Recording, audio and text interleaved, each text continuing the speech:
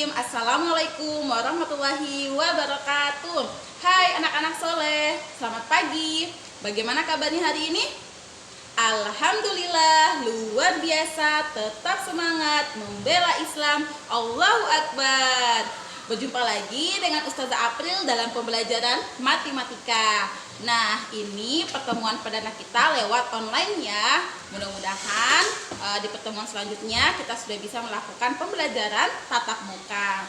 Nah, anak-anak soleh, seperti biasa, untuk mengawali pertemuan kita pagi hari ini, mari kita buka majelis kita dengan bersama-sama melafazkan basmalah. Bismillahirrahmanirrahim. Nah, selanjutnya kita membaca doa sebelum belajar. A'udzu billahi minasyaitonir rajim. Bismillahirrahmanirrahim. Rabbana zidna ilman warzuqna fahman. Ya Allah, limpahkanlah kepada kami ilmu dan pemahaman yang baik. Amin ya rabbal alamin. Anak-anak soleh, pada pertemuan kali ini kita akan belajar tentang hubungan antar garis. Adapun tujuan pembelajaran kita hari ini melalui penjelasan Ustazah, anak-anak soleh mampu memahami hubungan antar garis, garis sejajar, garis berpotongan, dan garis berimpitan. Untuk lebih jelasnya, silakan simak video penjelasan Ustazah berikut ini. Hubungan antar garis. Anak-anak soleh, sebelum Ustazah April menjelaskan tentang hubungan antar garis, terlebih dahulu anak-anak soleh harus mengetahui tentang pengertian garis itu sendiri. Nah, garis adalah kumpulan titik-titik yang beraturan dan berkesinambungan. Singkatnya, anak-anak soleh, garis itu terbentuk dari kumpulan titik-titik. Nah, sebagai contoh, coba diperhatikan gambar titik-titik yang sudah Ustazah April buat. Ini ada titik-titik yang jaraknya berjauhan, kemudian ada titik-titik yang mulai berdekatan, hingga titik-titik yang berdekatan sekali sampai kemudian membentuk sebuah garis. Sehingga garis itu terbentuk dari kumpulan titik-titik. Nah, sampai di sini dimengerti? Nah, selanjutnya kita masuk pada pengertian garis lurus, sinar garis, dan ruas garis. Garis lurus adalah garis memanjang yang tidak terbatas di kedua ujungnya. Sebagai contoh, perhatikan gambar berikut ini. Nah, di sini terdapat sebuah garis bernama garis AB, di mana pada kedua ujung garis AB terdapat sebuah tanda panah, yang mana tanda panah ini menandakan bahwa garis AB bisa ditarik ke kanan atau ke kiri dengan panjang tak terhingga. Nah, garis AB ini bisa juga ditulis dengan lambang seperti ini. Oke, sampai di sini dimengerti anak soleh? Nah, kita masuk di sinar garis. Sinar garis adalah garis yang diawali oleh suatu titik, sedangkan ujung lainnya menuju ke suatu arah tak hingga. Sebagai contoh, perhatikan gambar berikut ini. Nah, pada gambar ini terdapat sebuah sinar garis AB, di mana pada A-nya terdapat sebuah titik dan pada B-nya terdapat sebuah tanda anak panah, di mana tanda panah ini menandakan bahwa garis sinar garis AB ini bisa ditarik ke kanan dengan panjang tak terhingga, dimulai dari titik A. Nah, sinar garis AB ini bisa ditulis dengan simbol atau lambang seperti ini. Nah, selanjutnya kita masuk pada ruas garis. Ruas garis adalah garis yang dibatasi oleh dua titik. Sebagai contoh, misalkan silakan diperhatikan gambar ini. Nah, ini terdapat sebuah garis ruas garis AB, di mana di kedua ujung AB-nya terdapat sebuah titik, yang mana ini menandakan bahwa garis tersebut bermula dari titik A, kemudian berakhir di titik B, atau garis ruas garis AB ini tidak bisa ditarik lagi ke kanan ataupun ke kiri. Nah, ruas garis AB ini bisa juga ditulis dengan simbol atau lambang seperti ini. Sampai di sini dimengerti anak soleh? Nah, anak-anak, garis juga dibagi menjadi dua jenis. Ada garis horizontal dan ada garis vertikal. Garis horizontal adalah garis yang mendatar. Sebagai contohnya, nah ini adalah contoh dari garis horizontal atau garis mendatar. Nah, sedangkan garis vertikal adalah garis tegak. Contohnya seperti ini. Nah, sampai di sini dimengerti anak soleh? Hubungan antar garis. Nah, pada hubungan antar garis, anak-anak soleh kita akan mempelajari tentang garis sejajar, garis berpotongan, dan garis berimpitan. Nah, pertama-tama kita masuk dulu di garis sejajar. Nah, dua garis atau lebih dikatakan sejajar jika garis-garis tersebut terletak pada sebuah bidang datar dan tidak akan berpotongan walaupun garis tersebut diperpanjang sampai tak terhingga.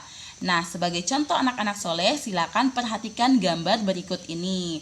Nah, gambar pertama di sini ada garis AB, di mana garis AB ini jika ustazah tarik kedua ujungnya ke atas ataupun ke bawah, maka kedua garis ini tidak saling berpotongan, sehingga garis AB ini dikatakan sebagai garis sejajar.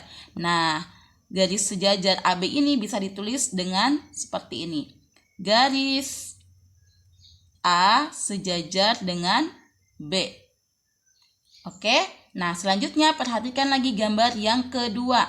Di sini ada 3 buah garis, ada garis A, B, dan C. Yang mana jika kedua ujung garis ABC ini ustazah tarik ujungnya ke kanan maupun ke kiri, maka tidak akan saling berpotongan. Sehingga garis ini dikatakan garis sejajar, di mana garis A sejajar, garis AB sejajar dengan garis BC. Atau garis A sejajar dengan garis B sejajar dengan garis C. Oke, sampai di sini dimengerti anak soleh?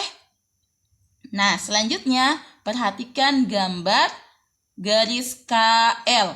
Nah, di mana pada garis KL ini jika ustazah April tarik salah satu ujungnya, maka akan ada ujung yang saling berpotongan. Nah, sebagai contoh misalkan, nah, garis K ustazah tarik ujungnya ke bawah dan garis L ustazah tarik ujungnya ke kiri. Ini ustazah tarik ke bawah, set. Ini ustazah tarik ke kanan, set. Maka akan berpotongan di satu titik tertentu, sehingga garis KL ini dikatakan sebagai garis tidak sejajar. Nah, sampai di sini dimengerti anak soleh? Kita masuk di garis berpotongan. Dua garis dikatakan berpotongan apabila garis tersebut terletak pada suatu bidang datar dan berpotongan di salah satu titiknya. Sebagai contoh, silakan anak-anak soleh perhatikan gambar berikut ini. Nah, gambar pertama di sini terdapat garis K dan garis L, di mana garis KL ini saling berpotongan di salah satu titik. Nah, kita sebut saja titiknya sebagai titik O. Maka garis KL ini dinamakan berpotongan. Kenapa? Karena kedua garis ini saling berpotongan di titik O tadi. Nah, selanjutnya perhatikan gambar yang kedua. Di sini juga ada garis O dan garis P. Nah, garis OP ini juga dinamakan garis berpotongan karena kedua garis ini saling berpotongan di salah satu titik. Nah, garis OP ini juga bisa dinamakan sebagai garis tegak lurus, di mana garis P tegak lurus terhadap garis O. Ustazah ulangi, garis OP ini juga bisa dinamakan sebagai garis tegak lurus, di mana garis P tegak lurus terhadap garis O. Nah, kita masuk di garis berimpitan. Dua garis dikatakan saling berimpit jika kedua garis tersebut memiliki paling sedikit dua garis persekutuan. Nah, sebagai contoh, silakan anak-anak soleh perhatikan gambar berikut ini. Nah, untuk gambar pertama di sini ada garis A dan garis B, di mana garis A itu adalah garis yang panjang ini anak soleh. Dari titik ini sampai titik ini adalah garis A. Sedangkan garis B adalah garis yang pendek ini. Dari titik ini sampai titik ini. Nah, maka garis AB ini dikatakan sebagai garis yang berimpitan atau singkatnya garis yang saling tindis. Jadi garis berimpitan itu adalah dua garis yang saling tindis. Coba diperhatikan lagi gambar yang kedua. Di sini ada garis O dan garis P. Di mana garis O ini adalah garis yang panjang dari titik ini sampai titik ini. Sedangkan garis P adalah garis yang pendek dari titik ini sampai titik ini. Sehingga garis OP ini dinamakan juga berimpitan atau saling tindis. Nah, sampai di sini bisa dimengerti penjelasan Ustazah? Baik, demikian materi kita tentang hubungan antar garis. Jika ada yang tidak dimengerti, silakan anak-anak soleh bertanya kepada Ustazah, bisa lewat grup kelas ataupun via Japri dan telepon Ustazah April.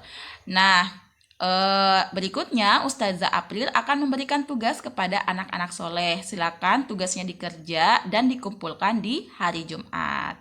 Baik, demikian dari Ustazah. Terima kasih. Nah, demikianlah materi pembelajaran kita hari ini. Kita langsung tutup saja pertemuan kita dengan istighfar 3 kali. Astagfirullahaladzim, astagfirullahaladzim, astagfirullahaladzim.